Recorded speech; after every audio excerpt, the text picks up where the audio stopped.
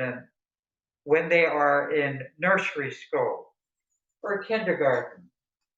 And there's fierce competitions for the most elite types to do this in New York or to do it in Massachusetts.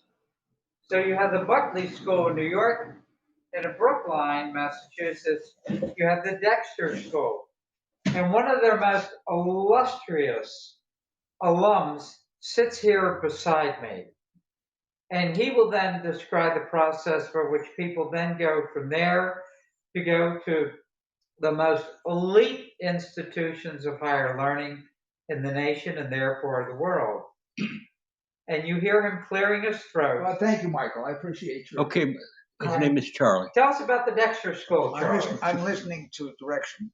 Go ahead, Charlie, you're on. Well, Dexter used to be grades 1 through 7, and it's now Dexter Southfield, a very distinguished, nice school, which includes coeducation and grades 1 through 12. And it probably costs a lot. And it's actually in Chestnut Hill, Brookline area, Massachusetts. I highly recommend it. It probably has great competition to get in. Your kid has to be well behaved, probably, and have good academic standards, maybe even social skills.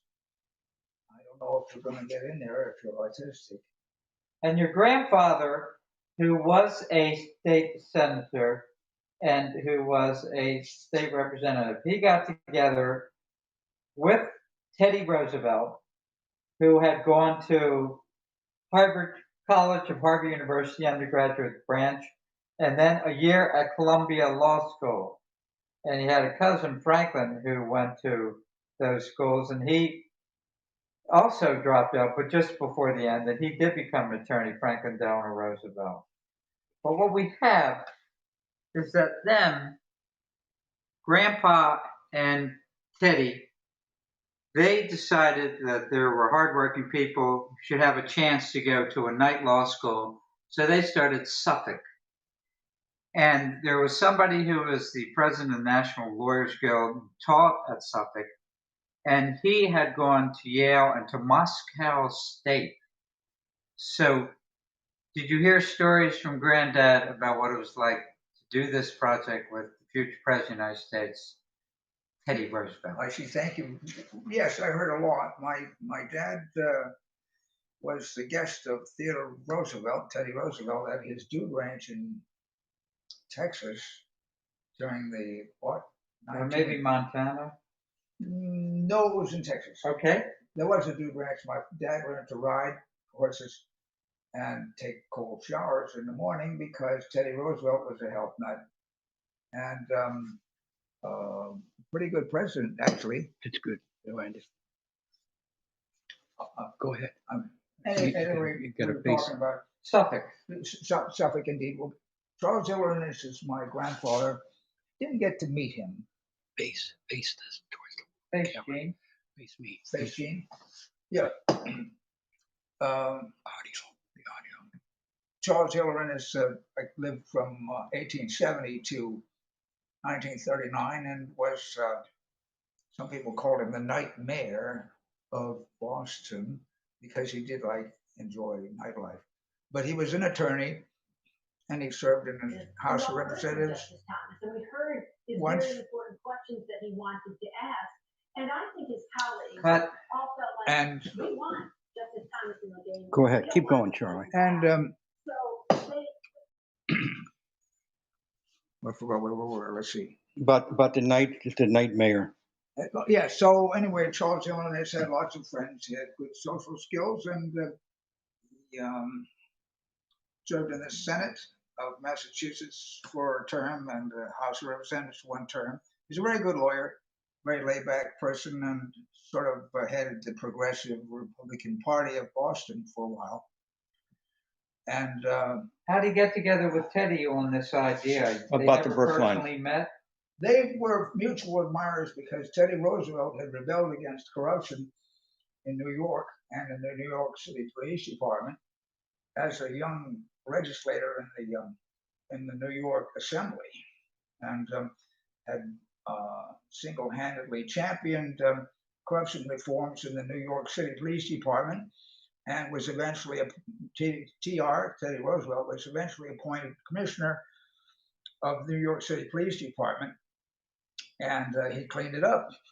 And apparently, there was a strike, and he squashed the strike and fired the bad guys. And he went on to become governor of New York, and then I believe I may be wrong. And then he went on to run for president along with William Howard Taft, and the two of them served. Yeah, I'm over here.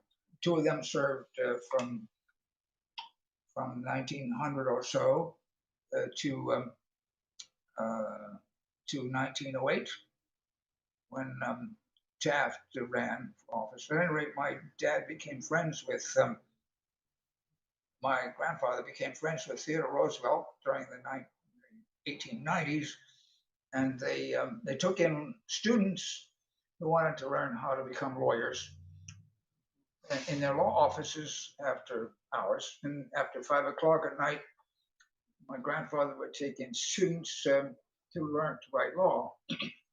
And that turned into the Suffolk School of Law, first night law school in the United States. It is now a full university. It's located next door to the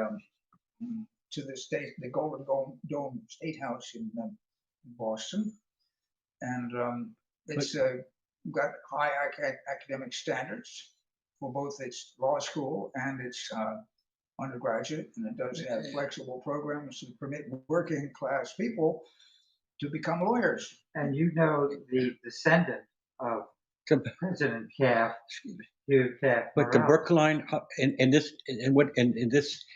goes to what Brookline was fully developed, the topic of our show. Well, let's see. My father, for some reason or another, Charles John Ennis, of loved memory, who died in 1971. Charles John Ennis followed in my grandfather's footsteps and in public service, and became a representative and then a senator. But at any rate, his education began at Dexter School, but it was called.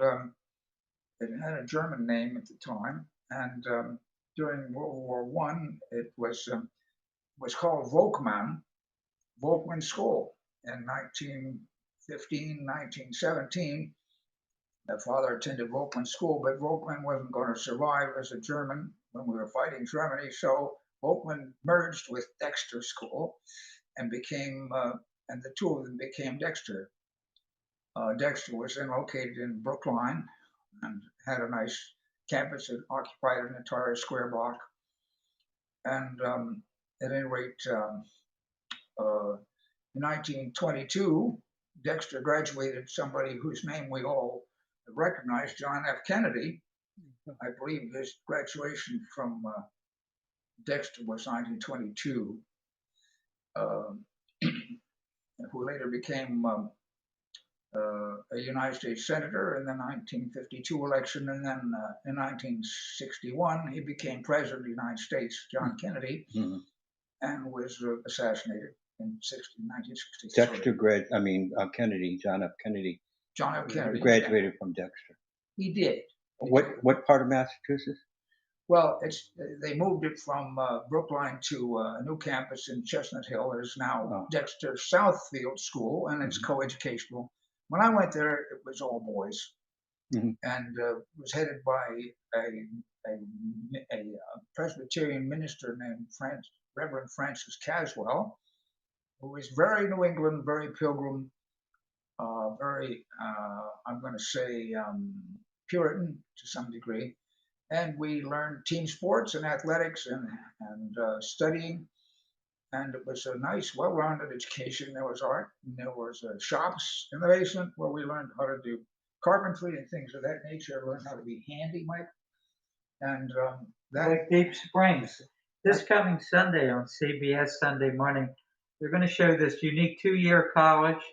And it used to be that you would have 13 people who'd be there, and somebody would leave rather than go in the second year, and then 13 more. Now they even have females who go there, and they teach them how to do things on the ranch, I see. and it's self-sufficient. And they, at one point, would send their graduates, 25 people there for at a time, to schools such as Harvard, Yale, Princeton, and Caltech and Berkeley.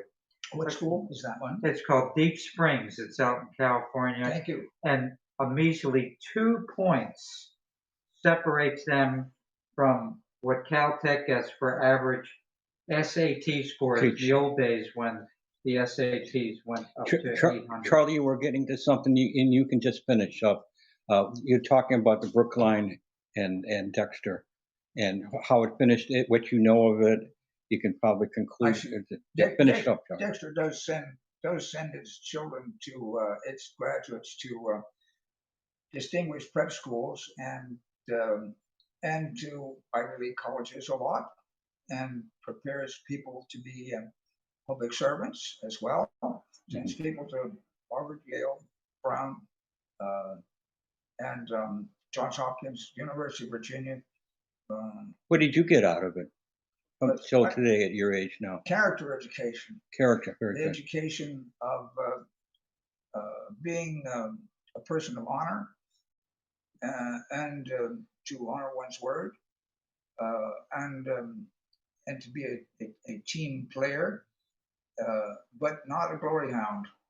So playing fields where we learned some of our most valuable lessons is that team spirit involves the kinds of things that you see when you watch when you watch Brady and the Boston Patriots, New England Patriots. Basically, the team is not about individual glory and individual fame, but about the functioning of the group as a cooperating entity in which self-abnegation and is part of lifting the team up, putting the team before yourself, real teamwork. And it's taught at some Catholic schools as well, where sports are a central topic. And I think it's extremely valuable in later life because, as you might realize, teamwork is now used as a modality for organizing offices and businesses and government agencies that need to work together and need to encourage and elicit the altruism of the members. Okay, Charlie. Thank you so much. This is Gene behind the camera, and we're talking to Charlie and Michael, and we're in Baltimore with Gene Scenes and the Baltimore Media Net. Hope you like it. Bye for now.